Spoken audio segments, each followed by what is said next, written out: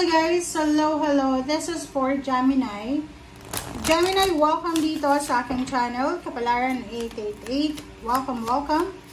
Alamin natin Gemini kung anong messages, vibration, gabay, energy para sa inyong lahat. So this is the financial reading sa remaining months ng 2025. So November and December siya. Okay, so Gemini. 44, woman holding a heart, man holding a coin, and temple path. Yung Gemini na to is pwedeng ano ka ba, single ka ba?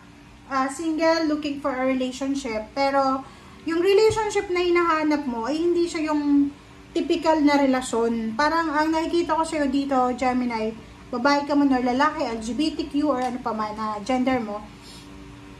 Nakikita ko dito na nasa mindset mo yan na kung maghahanap ka ng relationship, i-make sure mo na yung relationship na yon ay talagang hindi lang relationship yung i-offer sa'yo, kundi stability, financial stability. Yung iba sa inyo dyan, bago matapos yung taon, Gemini ka bang babae or lalaki, posibleng, halimbawa, kung ikaw ay financially stable, makakatagpo ka ng isang babae kasi pag financially stable na yung lalaki, ang hinahanap niya na is either kapareho niyang financially stable or babae na both financially stable and mentally and emotionally. So sa'yo, sinasabi ng baraha, the waiting is over. So kung matagal ka nang naghihintay na makatagpo ng perfect relationship, aside from mahal na mahal mo, mahal ka, financially stable, wala kang problema sa kanya sa usaping finances. So, the temple path is here, sinasabi ng baraha, both finances, okay, and emotion ay posibleng magiging masaya ang buhay mo bago matapos ang taon. Diba?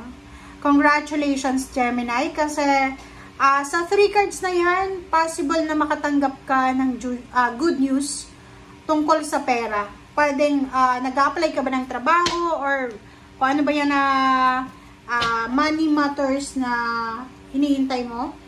Sinasabi ng baraha, huwag kang mag-alala kasi on the way na siya. Paparating yung napakagandang good news ngayong buwan ng December.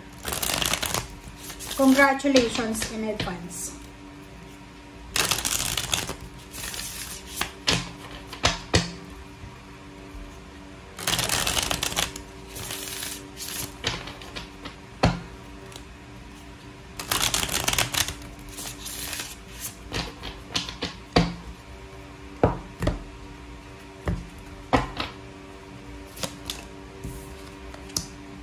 Okay, 3 of Cups, 10 of Swords, Ace of Cups, and 7 of Swords, Emperor. Okay, Gemini, tingnan mo yung baraha mo. Yung baraha mo ito,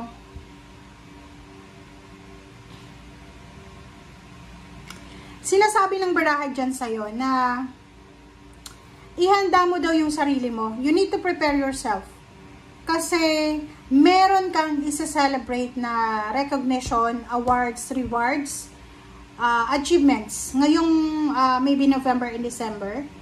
And sinasabi ng baraha na yung mga grudges and resentments mo sa puso mo ay posibleng mawala na yan. Kasi aapo yung cups mo eh. Sinasabi ng baraha sa'yo na yung mga taong, this is your energy yung mga negative thoughts mo and emotion against sa isang tao, sa isang institution, sa isang company, sa isang trabaho, ay posibleng mapalitan siya ng Ace of Cups. Kumbaga, meron ditong Gemini na dahil sa tagumpay, dahil sa achievements na makukuha mo ngayong buwan ng November, December, posibleng makakaramdam ka ng empowerment. Yung parang feeling mo, you're powerful diba? Yung feeling mo na mas nakakaangat ka doon sa mga taong gumawa ng masama sa'yo. Parang ganun. Or especially kung may mga taong trinidor ka, mararamdaman mo na these 2 months ay parang feeling blessed ka. Yung parang mararamdaman mo na binibless ka ng universe and then ng Panginoon.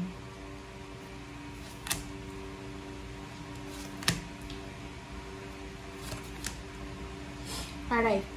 Sa ilalim mo dito sa Ace of Swords yun. Congratulations talaga in advance kasi talagang makakatanggap ka ng good news, makakatanggap ka ng communication by chat, by letter, makakatanggap ka ng lahat ng klase ng komunikasyon. Okay? 7 of Wands, sinasabi ng para sa'yo dito na isang new beginnings, new mindset, new source of motivation, inspiration, ang posibleng darating sa buhay mo. And nakikita ko sa'yo dito, ihanda mo yung sarili mo. You need to prepare yourself kasi possible na matanggap ka sa isang trabaho na itong trabahong to ay posibleng magiging ito yung magiging focus mo 2026, especially January until December 2026. Magiging sobrang abala ka. So, ihanda mo talaga yung sarili mo, lalo na kung may asawa ka, may anak, may boyfriend, girlfriend. Etong papatapos na taon na to, ay pwedeng magdala to sa'yo ng sobrang responsibilidad. Like, ma-hire ka, pwedeng makapasok ka sa isang business, sa isang trabaho na wala ka ng oras para sa pamilya mo, wala ka ng oras para sa love life mo. Kaya, habang maaga pa, hindi ka pa pumapasok sa trabaho yan, hindi mo pa sinisimulan yung business na yan, ihanda mo na yung mga mahal mo sa buhay. Kasi magiging sobrang busy ka eh. May isang tao dito na posibleng malulungkot siya. Hindi siya malulungkot because you're successful. Malulungkot siya kasi wala ka ng oras sa kanya. Pwedeng asawa mo yan, anak, boyfriend, girlfriend, parents, parang ganun. Hindi ko alam saan ka ba, magdo-doktor ka ba, ganyan. Kasi diba pag yung iba na nag-aaral maging doktor, kailangan na nakafocus lang sila. May mga times sa kailangan nilang tawag doon. May tawag doon nakalimutan ko na. Na kailangan nandun lang sila. Hindi kailangan na umalis sila, lumabas, parang ganun. Okay, so 10 of Wands, sinasabi ng bara sa'yo dito na habang hindi ka pa nagiging busy ngayon, spend so much time with your family, with yourself, sa mga friends mo. Kumbaga, mag-enjoy ka na.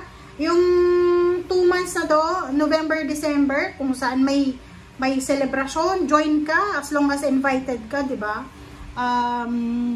Maximize mo na ang happiness na to.